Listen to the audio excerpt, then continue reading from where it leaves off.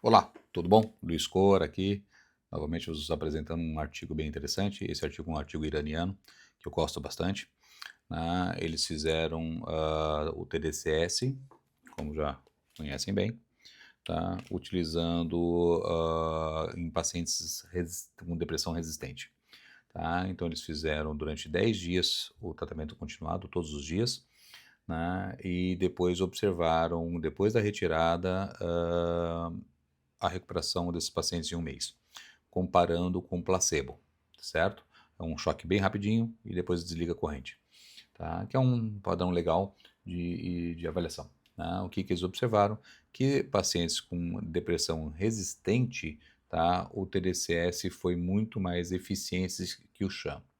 Aos 3 minutos e 51 segundos, tá, vai ter apresentar um gráfico no na IA que eu vou chamar a atenção, tá. A diferença entre a redução do TDCS verdadeiro com o falso, tá. Uma coisa que, vale a pena observar nesse gráfico, que depois de um mês, houve uma elevação, leve da depressão, pela escala de Hampton, tá? Então, entra o estudo do Brunoni, né, e outros colegas que têm feito a manutenção, tá? Faz uma dose de ataque para tratamento de depressão com estimulação elétrica e depois fazer uma dose de manutenção. A gente tem observado isso também na fibromialgia, na prática, tá? Atualmente a gente tem feito sessões mais agressivas no consultório, tá? O agressivo não significa que leve a um dano cerebral, é que você faz com mais frequências em menos tempo, tá? E no consultório a gente tem associado a fotobiomodulação, tá? Que faz um aprimoramento da técnica, tá? Então, para a depressão refratária é uma opção terapêutica e o FDA aprovou recentemente para uso domiciliar. Os pesquisadores, como o Vonei Calmo, de Porto Alegre, estão estudando isso há muitos anos também, o uso de TDCS a nível domiciliar com a equipe maravilhosa dele. Um grande abraço ao pessoal de clínicas lá de Porto Alegre, que sempre instruiu a gente no que fosse necessário, fosse possível. Beleza? Bons estudos, valeu!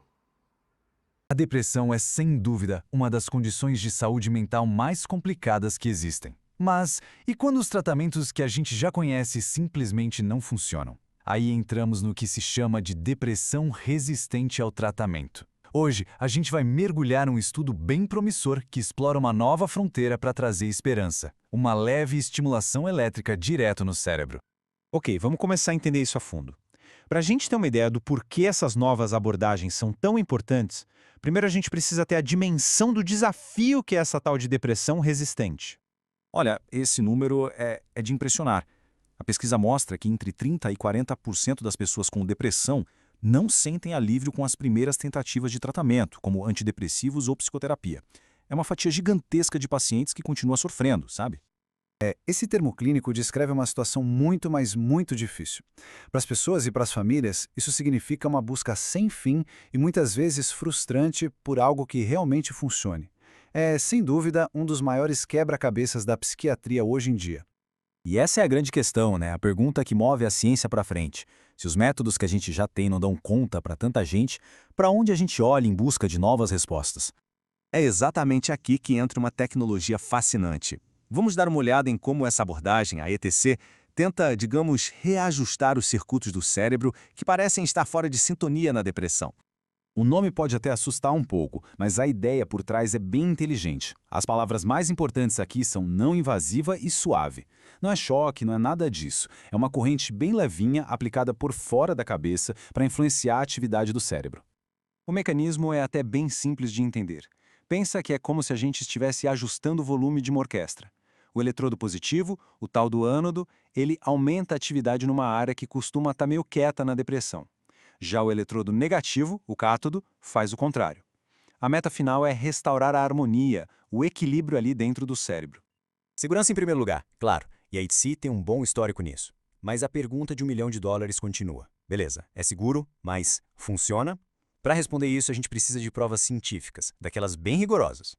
E é isso que nos leva a como os pesquisadores foram testar essa ideia. Porque, para se ter uma resposta confiável, o jeito que o estudo é feito é tudo. Esse é o chamado padrão ouro da pesquisa médica. Randomizado quer dizer que os pacientes foram divididos nos grupos ao acaso. Duplo cego significa que nem os pacientes, nem os pesquisadores sabiam quem estava recebendo o tratamento de verdade. E controlado por placebo, bem, isso quer dizer que um grupo recebeu um tratamento de mentirinha para a gente ter certeza que os resultados não são só coisa da cabeça. Esse diagrama mostra direitinho como o estudo foi montado. De um grupo inicial, eles selecionaram 30 pessoas que se encaixavam perfeitamente no perfil e dividiram de forma aleatória.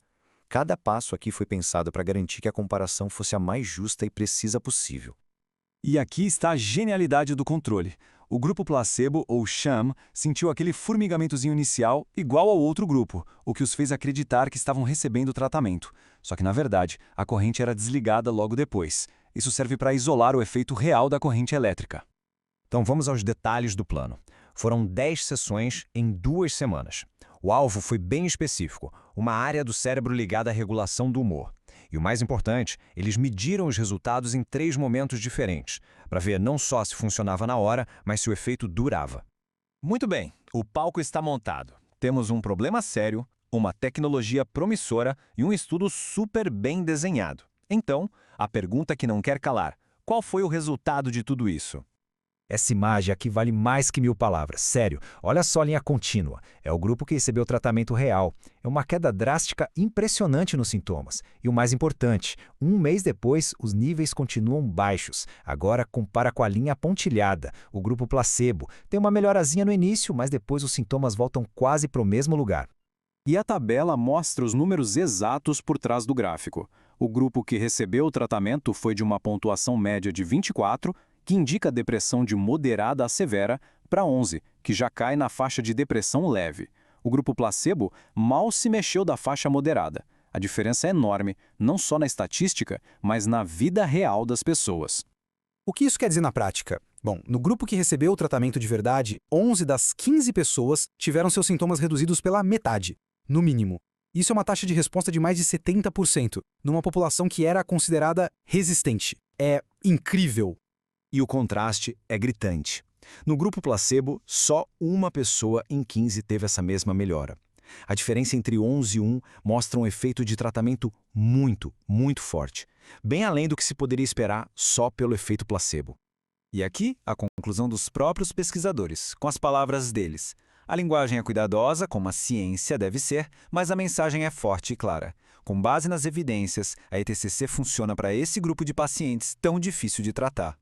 Então, vamos olhar para frente. O que os resultados desse estudo significam para o futuro do tratamento de saúde mental? Qual o impacto disso tudo? Para resumir, os pontos-chave são esses. A técnica funciona melhor que o placebo e o efeito dura. Ela é segura e pode ser usada junto com outros tratamentos. Basicamente, o que a gente tem aqui é uma nova ferramenta muito promissora para ajudar quem mais precisa. E isso nos deixa com uma pergunta para a gente pensar.